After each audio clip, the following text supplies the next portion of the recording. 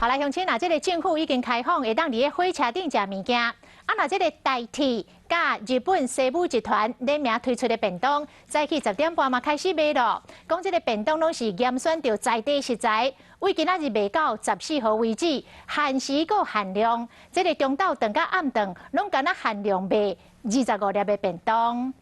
现在开始往前哦。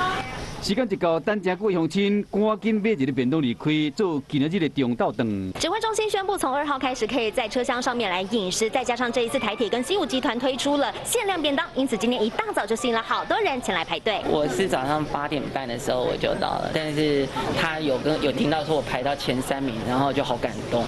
好便当卖摆咧的，就是这3款甲日本西武集团合作的便当。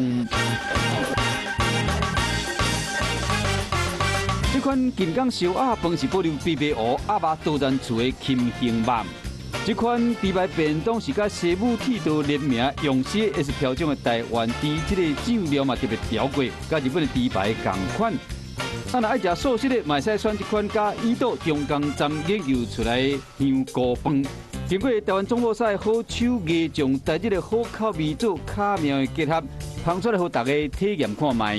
现在因为国门没有解禁哈，所以我们就借由这个台日合作联名的一个礼味便当啊，来加强这个台日的一个交流。这个开放代替便当的销售量嘛增加。10月底，那目前整个的已经恢复到64%左右。